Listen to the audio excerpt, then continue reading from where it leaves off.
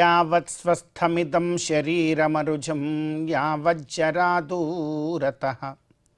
యావచ్చేంద్రియశక్తిరప్రతిహతా యావత్ క్షయోనాయుషః ఆత్మశ్రేయసి తావదేవ విదుషా కార్యః ప్రయత్నో మహాన్ సందీప్తే భువనేతు కూపఖననం ప్రత్యుద్యమః కీదృశః.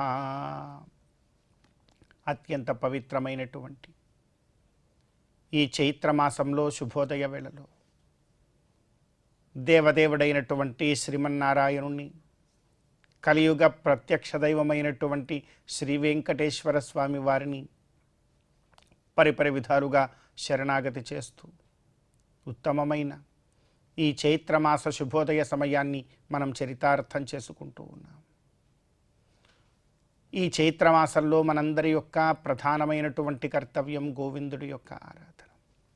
గోవిందుణ్ణి ఎంతగా భక్తి ప్రపత్తులతో మనం ఆరాధన చేస్తామో అంత గొప్పదైనటువంటి మహాభాగ్య రూపమైనటువంటి ఫలాన్ని మరి మనందరం కూడా పొందగలుగుతాం.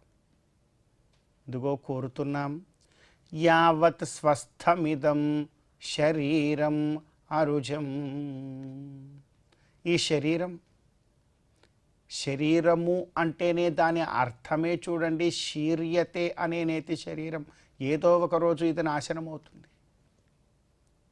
ఇదే గొప్పది, ఇదే నేను అనుకుని రోజు అద్దాల ఎదురుగా కూర్చొని ఆహా ఓహో అనుకోవడం కాదు. అద్దాల ఎదురుగా కూర్చొని మన అందాన్ని మనం చూసుకుంటున్నటువంటి ప్రతి ఒక్క క్షణము గుర్తుంచుకోవాలి, ఇది ఇలానే ఉండదు. ఈ శరీరంలో ఎన్నో మార్పులు వస్తాయి. ఈ శరీరం ఒకరోజు కనపడకుండా కూడా పోతుంది. ఇవన్నీ కూడా గుర్తుకు రావాలి అర్థం ముందర కూర్చొనేటప్పుడు మనకు.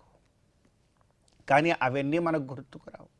అద్దం ఎదురుగా ఉండి మనం బాగున్నాం బాగున్నాం బాగున్నాం, ఇది కాదు కదా మనం గుర్తుంచుకోవాలి. అందుకే అంటున్నాం, యావత్ స్వస్థమిదం శరీరం అరుజం.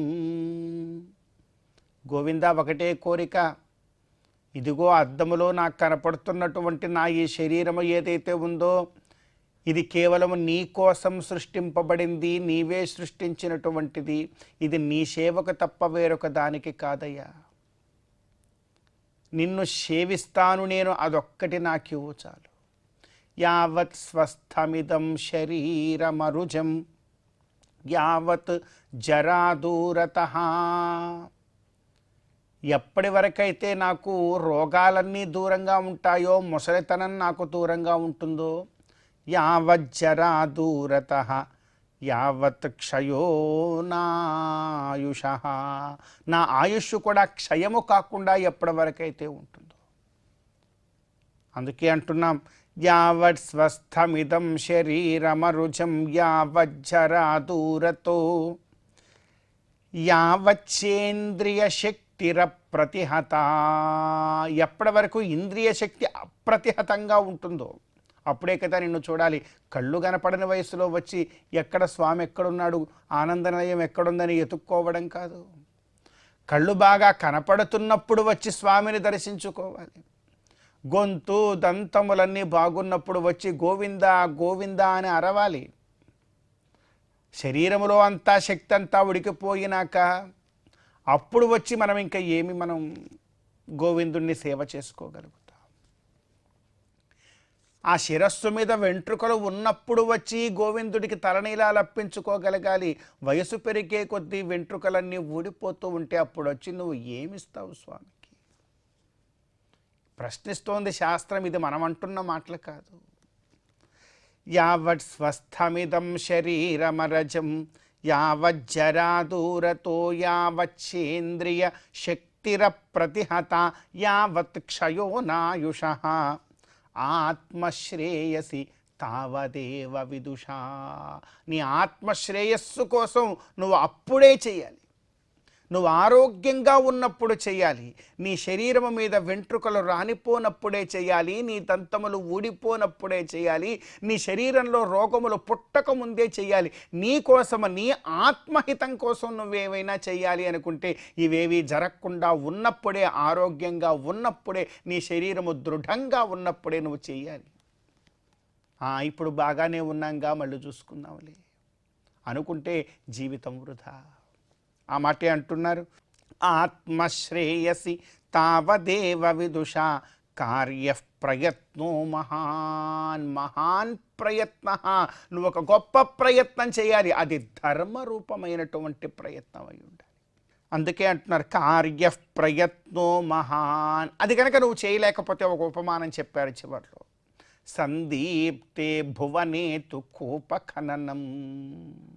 ఇల్లు కాలిపోతూ ఉండగా అప్పుడు అయ్యో నా ఇల్లు కాలిపోతోంది, మంటలు ఆర్పాలని చెప్పి అప్పుడు నువ్వు బావిని తవ్వడం మొదలు పెడితే ఎలా ఉంటుంది?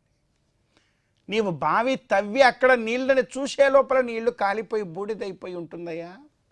కనుక నీ శరీరము శక్తి సామర్థ్యాలు ఉన్నప్పుడే బావి తవ్వి పెట్టుకో. ఏదైనా అనారోగ్యం వస్తే ఎమ్మడే నీళ్లు చేదు నువ్వు దాన్ని పూర్తి చేయొచ్చు.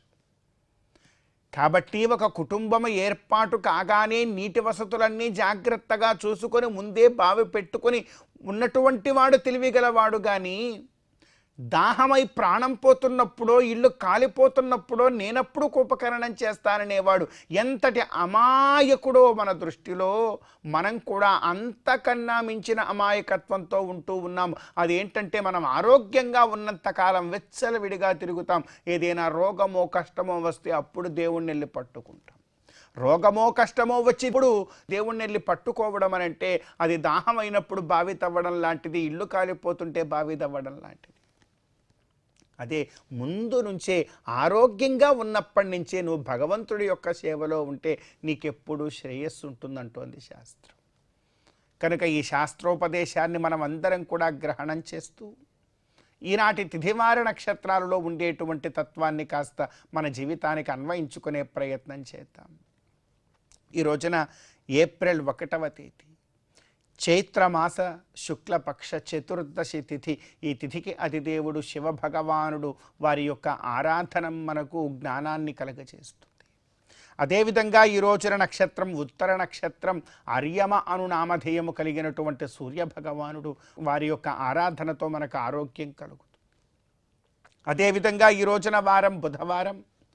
బుధవారము రోజున మనకందరికీ కూడా ఆరాధ్య దైవము శ్రీ మహావిష్ణువు. వారిని గనక మనం తులసీ దళాలతో అర్చించగలిగితే మోక్షప్రదమవుతుంది. కనుక ఈ తిథివార నక్షత్రాలలో ఉండేటువంటి తత్వాన్ని మన జీవితానికి అన్వయించుకొని గోవిందుడి యొక్క అనుగ్రహంతో ఈ చైత్రమాస శుభోదయ సమయాన్ని మనం చరితార్థం చేసుకుందాం. శ్రీ మహాలక్ష్మియట సింగారాలకే మరుదు, కాముని తల్లియట చక్కదనాలకే మరుదు. శ్రీ మహాలక్ష్మియట సింగారాలకే మరుదు, కాముని తల్లియట చక్కదనాలకే మరుదు. సోమునితో బుట్టువట సొంపు కళలకే మరుదు. కోమలాంగి ఈ చూడి కుడుతనాంచారి చూడరమ్మ సతులాల శోభాన పాడరమ్మ కూడున్నది పతి చూడి కుడుతనాంచారి.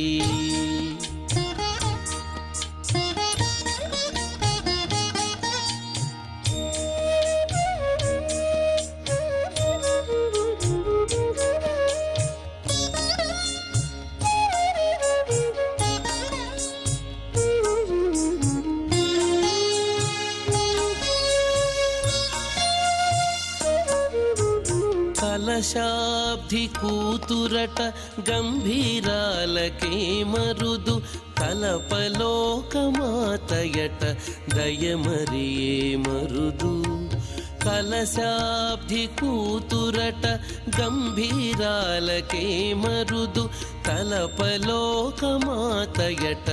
దయమరియే మరుదు జలజ నివాసినియట చల్లదనమే మరుదు జలజ నివాసినియట చల్లదనమే మరుదు కొలది మీరా ఈ చూడి కుడుతనాంచారి జలజ నివాసినియట చల్లదనమే మరుదు కొలది మీరా ఈ చూడి కుడుతనాంచారి చూడరమ్మ సతులాల శోభాన పాడరమ్మ కూడున్నది పతి చూడి కుడుతనాంచారి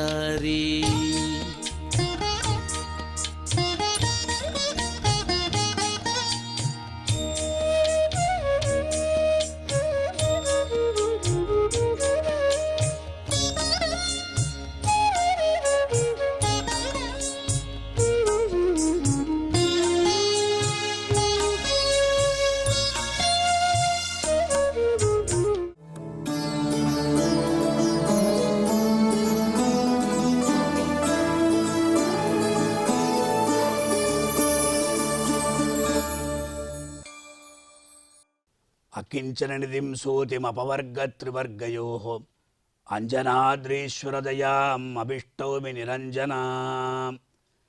ప్రియ భాగవతోత్తములారా, ఈనాడు పరమ పవిత్రమైనటువంటి పూర్ణిమ తిథి. తిరుమల క్షేత్రంలో వసంతోత్సవంలో 3వ రోజు, చైత్ర శుద్ధ పున్నమి నాడు తిరుమల క్షేత్రం అనేది ఎంతో వైభవంగా ప్రకాశిస్తూ ఉంటుంది. కారణం ఏమిటి అంటే ఈనాడు జరిగేటువంటి వసంతోత్సవానికి ఉన్నటువంటి ప్రాధాన్యం.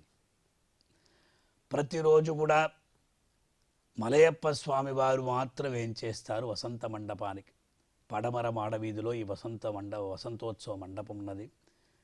ఆ వసంత మండపంలో ఎంతో వైభవంగా జరుగుతున్నటువంటి వసంతోత్సవంలో భాగంగా ఈనాడు త్రేతాయుగాధిపతి అయినటువంటి రామభద్రుడు, ద్వాపర యుగాధిపతి అయినటువంటి కృష్ణ పరమాత్మ, కలియుగాధిపతి అయినటువంటి వెంకటేశ్వరుడు, వీరు ముగ్గురు కూడా ఆ వసంత మండపానికి వేంచేస్తారండి. ఇంతకన్నా మనకేం కావాలి? విశేషంగా మధ్యాహ్న కాలంలో ఆ 2 గంటల ప్రాంతంలో వసంత మండపంలో వసంతోత్సవాల్లో భాగంగా అద్భుతమైనటువంటి తిరుమంజన కార్యక్రమం జరుగుతుంది. 1360 సంవత్సరము నుండి ఈ వసంతోత్సవాలు నిర్వహింపబడుతున్నాయి అని మనకు శాసనం తెలియజేస్తుంది. అలాగే 1530లో తాళ్లపాక తిరుమలయ్య, అదే ప్రకారంగా అడైపు విశ్వనాథ నాయకర్, అలాగే వీళ్ళందరూ కూడా ఆ కాలంలో 5 రోజుల పాటు ఈ వసంతోత్సవాల్ని నిర్వహించినట్టు మనకు ఇక్కడ శాసనం తెలియజేస్తుంది. ఆనాటి నుండి ఈనాటి వరకు అవిచ్ఛిన్నంగా ఈ వసంతోత్సవం అనేది ఇక్కడ జరపబడుతున్నది. యథాప్రకారం స్వామివారికి ప్రాతకాల ఆరాధనం, మాధ్యాహ్నిక ఆరాధనమైన తర్వాత వసంత మండపానికి ఏ ప్రకారంగా స్వామివారిని వేంచేపు చేసుకుని వస్తారు. శ్రీభూ సమేతుడే మలయప్ప స్వామి ఒక బంగారు తిరుచులు, అలాగే సీతా లక్ష్మణ సమేతుడైనటువంటి రామభద్రుడు ఒక తిరుచులు, అలాగే ఒక చిన్న తిరుచిలో ఆ ఆజ్ఞాపాలక హనుమంత్ స్వామి, అలాగే మరొక తిరుచిలో అక్కడ రుక్మిణి కృష్ణస్వాములు, వీరు ముగ్గురు కూడా అలా మాడవీధిగా వచ్చి పడమర మాడవీరు అనేటువంటి వసంత మండపానికి చేరుకుంటారు. ఈ దృశ్యం, ఈ ప్రకరణం మనకు ఎంతో వైభవాన్ని కలిగజేస్తుంది. యథాప్రకారం అక్కడ అన్ని సంభారాలంతా కూడా సిద్ధం చేయబడతాయి. ఆ తిరుమంజన కార్యక్రమానికి కావలసినటువంటి ఆ ద్రవ్యాలంతా, పవిత్ర ద్రవ్యాన్ని సిద్ధం చేస్తూ ఉన్నారు. తర్వాత మధ్యలో శ్రీభూసమే మలయప్ప స్వామి వేంచేసి ఉంటారు.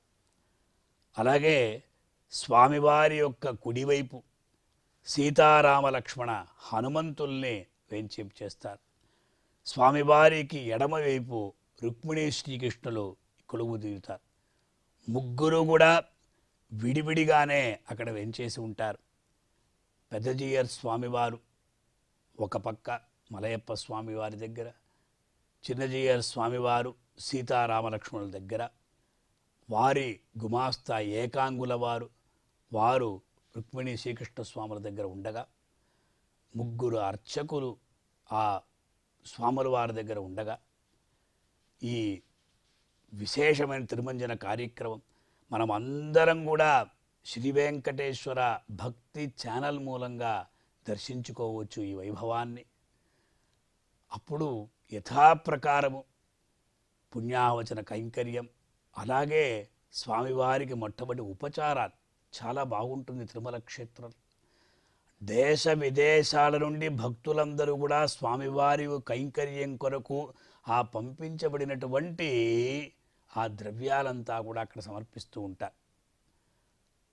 అందులో దంతధావనాది కార్యక్రమాలు, అలాగే ఉపచారాలు స్వామివారికి విశేషంగా అచ్చటి ఏకాంగి స్వామివారు అలా కుంభం నుండి తీర్థాన్ని అలా పోస్తూ ఉండగా అర్చక స్వాముల వారు దాన్ని తీసుకొని అలా స్వామివారి దంతధావనం కైంకర్యంతా చేస్తూ ఉంటారు. ఇది చాలా హృదయంగా ఉంటుంది. మనం ఎప్పుడు చూడలేము అటువంటి దృశ్యాన్ని మనం ఇక్కడే చూడగలం.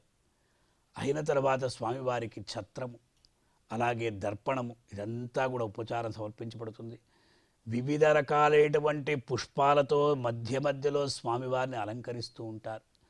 అది కూడా ఈ ప్రకృతి శోభను చేకూర్చేటువంటి పుష్పాలు, ఆ మాలికలతో, అలాగే కాస్త మనం ఏం చెప్పుకుంటామంటే ఈ జీడిపప్పు, అదే బాదాం ఇత్యాదులతో కూడా స్వామివారిని అలంకరింపజేస్తారు. తరువాత ఆ అర్చక స్వాముల వారు తిరుమల్లంబి వంశీయులు తోడప్పాచార్ల వారు అక్కడ కలిసి హరిహి ఓం అని చెప్పిన వెంటనే వేద పండితులు ఎంతో మనోజ్ఞంగా పెద్ద కంఠంతో స్వామివారికి పంచసూక్తాలు, ఉపనిషత్తులు ఇవన్నీ కూడా పారాయణం చేస్తూ ఉండగా, జీయర్ స్వాముల వారు అలా ఆ ద్రవ్యాలంతా కూడా అందిస్తూ ఉండగా, ఆ ముగ్గురికి కూడా ఏకకాలంలో తిరుమంజనం జరుగుతుంది. ఈ తిరుమంజనం మనకు తెలిసినదే. ఆ పరిమళ ద్రవ్యాలంతా కూడా అక్కడ ఇచ్చేస్తారు. యథాప్రకార ఉపచారాలు ఉంటాయి. పాలు, పెరుగు, తేనె, కొబ్బరి నీళ్లు, పసుపు, చందనమని, తర్వాత సహస్రధార తట్టతో అక్కడ ఇచ్చేస్తారు. ఈ ప్రకారంగా తిరుమంజన కార్యక్రమం అయిన తర్వాత నీరాట్టం సేవించబడుతుంది. సాయంకాలం మనం విశేషంగా తిరుమలకు వెళ్ళాలండి. ఎందుకంటే ప్రతిరోజు కూడా మనం మలయప్ప స్వామిని మాత్రమే దర్శించుకుంటాం. సహస్ర దీపాలంకార సేవ అయిన తర్వాత మాడవీధులు. కానీ ఆనాడు ముగ్గురు కూడా, అంటే త్రేతాయుగాధిపతి, ద్వాపర యుగాధిపతి, కలియుగాధిపతి, వీరు ముగ్గురు కూడా ఒకే సమయంలో విశేషంగా అచ్చట ఆ తిరుమాడ వీధులలో ఏకకాలంలో వేంచేస్తూ ఉంటే మన జన్మ ధన్యమవుతుంది కదండి.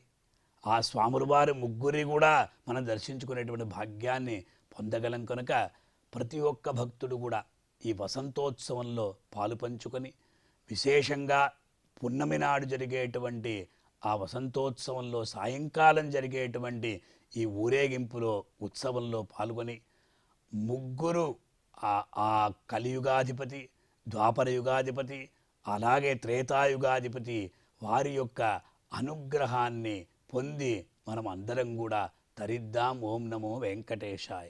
అమరవందితయట అట్టే మహిమయే మరుదు, అమృతము చుట్టమట ఆనందాలకే మరుదు.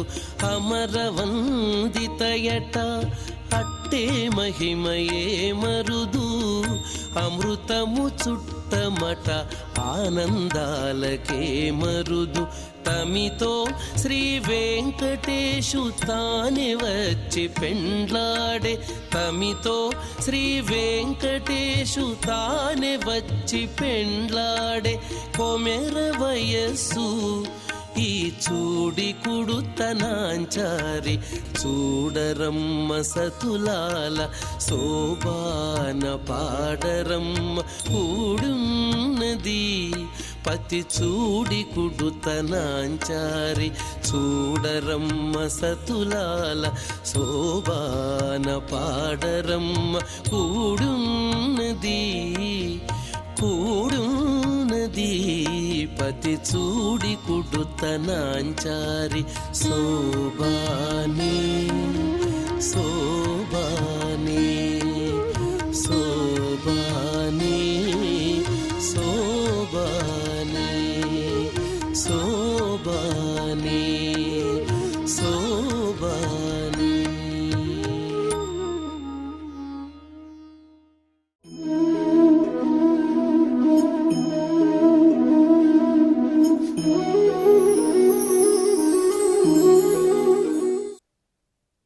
మహాబలవంతుడైనటువంటి వాలిని ఒక భయంకర బాణంతో శ్రీరామచంద్ర ప్రభువు నేల కూలేట్టుగా చేశాడు. వాలికి కొస ఊపిరితో ఉన్నాడిక, ప్రాణం పోయే పరిస్థితి వచ్చేసింది. రామబాణం రుచి చూచాడు. రాముడు ఎదురుగా వచ్చాడు.